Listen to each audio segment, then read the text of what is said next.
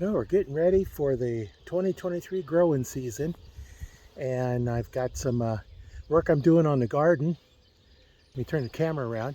You can see right down here is what it all looked like before I started doing the tilling. That's all the grasses and stuff on there. So I've raked up, I tilled some of this over here, tilled a piece here so I have a thing I can turn around on. I have a piece down there because I bring the tiller up from the garage up here, down here, so I'll go ahead and till a piece across there. And here's where I composted last year.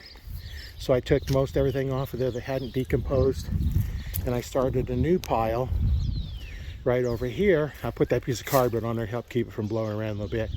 But I started composting that, and that's what I've raked up and tilled up off of the garden already. And you can see right down here, there's a little patch where there's grass kind of gone. I've raked this much here. I'm doing this in little bitty sections because it, gets a little tiring. So I do a little bit each day.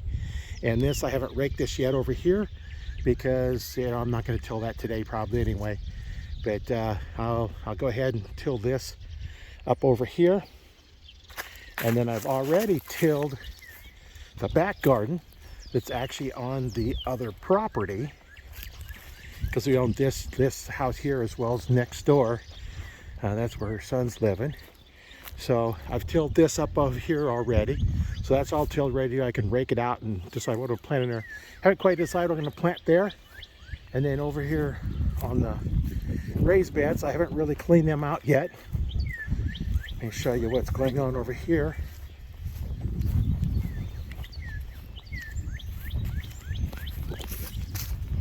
Over here, this planter box right here has got like the lemon balm, the mint, spearmint. There's peppermint, spearmint, lemon balm here.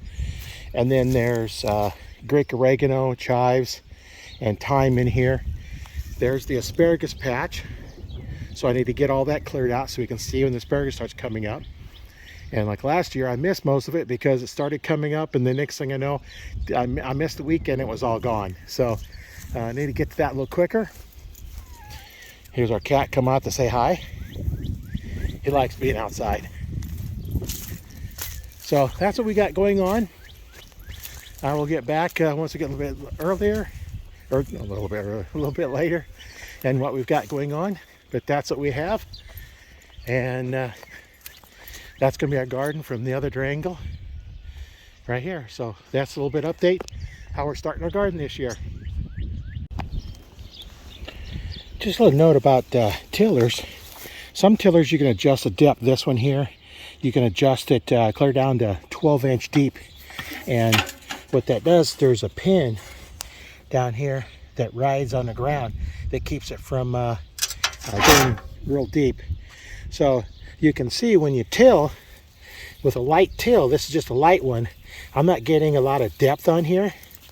But if I go ahead and set this down to a lot deeper, I'll till a little bit on this one here, and then I'll change it a little bit deeper, and then I'll go down to the full depth, and we can see how much deeper it tills.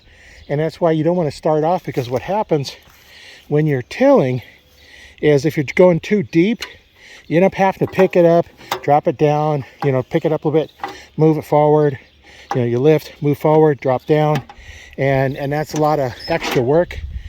So this one here, it goes pretty good.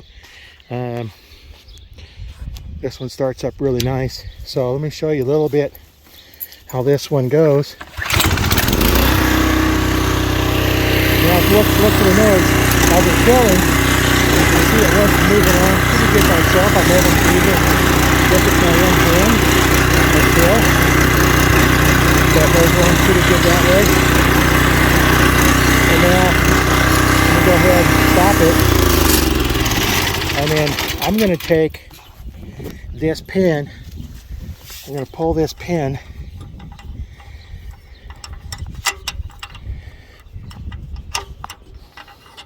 Now I'm going to raise this all the way up. Kind of hard to do it. Let me hold the camera here. Now I've got this all the way up, and then we'll see how much deeper it tills. So if you have something like the root crop, like sweet potatoes or potatoes, you may want to go down really deep because they grow down. if you have a crop that just stays on the top, you don't need a lot, then you don't have to worry about. So now, as you can see, how much further this goes down. Let me get past all the, we just gathered up the stuff in here.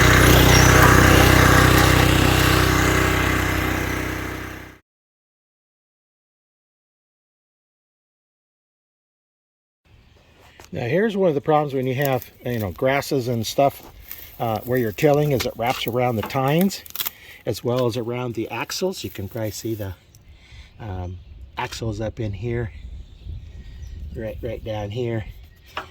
Not focusing on it too well, but the axles have stuff around them as well. One nice thing about these is there is a pin in here. I can pull the wheel off, make it a little easier, but that's a lot of work I don't want to do. So I'm going to clean all this up, and then we're going to take a look at the belt on here.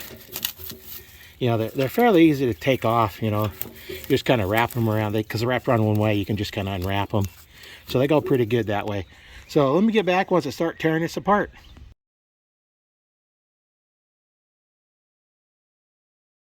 Now on this tiller, this is the adjustment for how high you have it, and you pull this pin out, and then this will move up and down.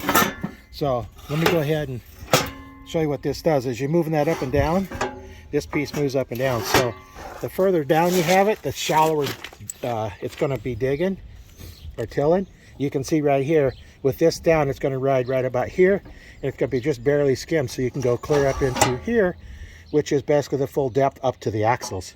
That's where you get your 12-inch depth on this model, and that's how you adjust the depth